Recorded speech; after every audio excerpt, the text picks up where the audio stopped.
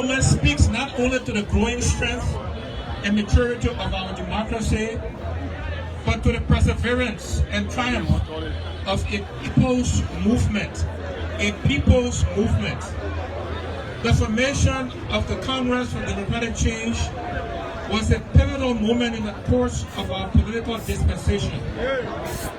This party of the masses, led by President George Weah, gave voice to the voiceless, hope to the hopeless, and courage to the downtrodden.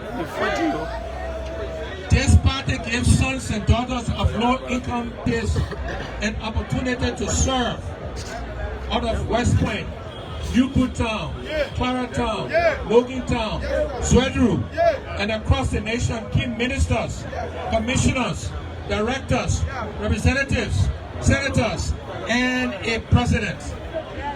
This is symbolic of the power and resilience of a people overlooked, underestimated, and treated like outsiders in their own home. I know that all too well, as I've also been overlooked, underestimated, and treated like an outsider. From a young boy with 3 sisters who grew up in Point 4 in a humble Christian home, a mother who sold women's underwear, and an educator who later became competing in a foreign country and rising to one of the highest positions in a global company valued at over $355 billion. I was overlooked and underestimated when I returned home 10 years ago to serve my country. And I was also called an outsider. I've been labeled arrogant, proud, stuck up, but in fact, I'm just a simple and blessed by God. A young boy from Point 4 who attended demonstration school, became president of my CDC graduating class, got the LBDI, all of these things before my global success. Similarly, with your standard bearer, our former president, a simple man blessed by God, a young talented man from Claratown who played football so well for local teams before his global success, who came back to serve people. That is what this moment is about. Triumph, resilience, perseverance of people overlooked and underestimated. This moment is also a living testament to a traditional Liberian proverb. Although a tree may grow into many branches, it is never separated from its roots. In our multi-party democracy, we may each be identified by different party labels, but we are all from one root, Liberia, which means our common denominator, which is our common denominator.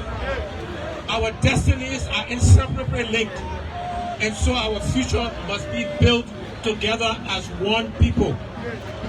Today, as a nation and people, we face a struggle that is as old as our country. Some have termed it a struggle for rights and rights.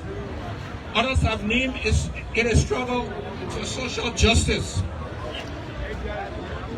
But at its core, Liberia's struggle has always been for equality of opportunity. For too long, poverty, exclusion, marginalization have deprived our nation. These evils have dominated our political space and undermined our quest for nation building and sustained development. Our struggle has taken many forms, including civil wars, public dissent, mass protests by our people, and lofty promises of political leaders. Yet time and again, the state has failed to adequately address these issues, leading more Liberians into distrust and cynicism. The question before the conscience of our nation is not whether we need change. The real question is, why have we failed to change our country? The answer to that question we must face, some inconvenient truths. Let me list 3 of them. One, we always have a government of the few. That means only few people benefit from the government. We have failed because what should be a government of the people, by the people, and for the people has become a government of the few. Government in, government out have prioritized only a few people. Political tension and civil strife in Liberia have always been rooted in unequal access to the nation's wealth from national decision making. It's even more rife under this unity party government, which is no different. This cannot be an excuse or just a policy gap. Rather, it is a profound failure of past and current leadership. At every stage of our development, bold and visionary decisions are required to ensure fair distribution of our resources and to foster reconciliation. Yet our leaders have consistently chosen the path of division over unity, favoritism over fairness, and expediency over justice. Instead of building bridges across ethnic and political lines, the Joseph Nima Boyka-led Unity Party government has deepened the cracks, allowing Liberia to regress into dangerous tribal cleavages and partisan extremisms. We are being reduced to tribesmen and partisans, the citizens bound by common destiny.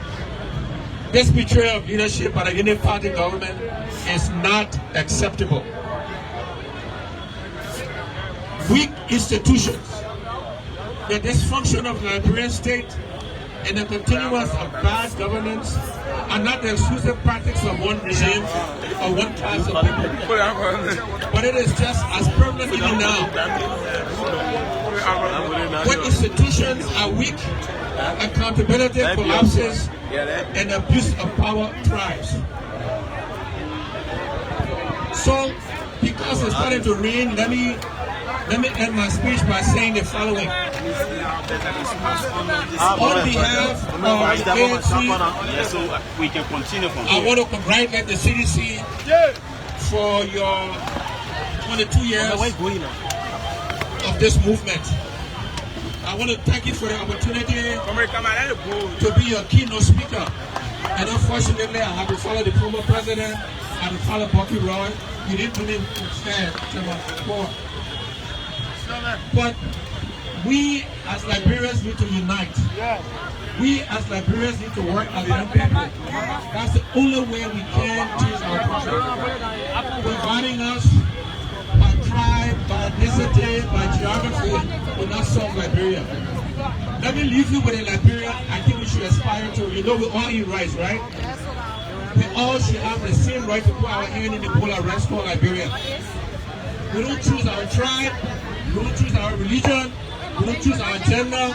Those things should not give us any advantage or disadvantage over each other. All Liberians should be guaranteed the same opportunity, and our country should be managed for the benefit of the common and the ordinary Liberian. This is the future we aspire to. Thank you, God bless you, and God bless Liberia. Thank you very much. That was the voice of the keynote speaker at the 22nd anniversary celebration of the CDC in Zwedru, Gedeh, Mr. Alexander Bernard pull down of free here. Of the Alternative National Congress. So the Union Party, Government of Liberia,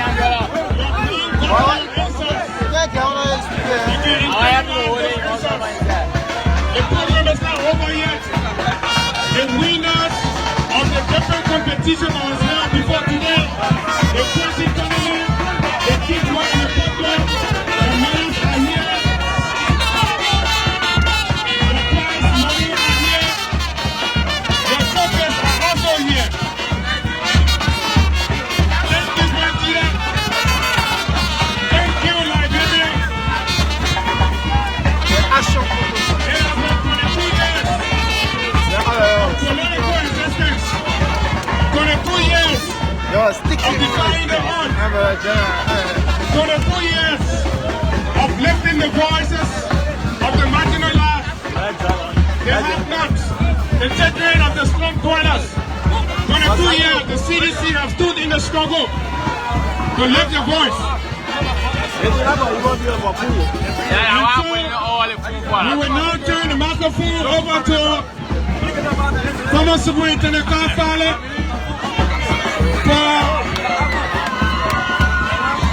for the award ceremonies.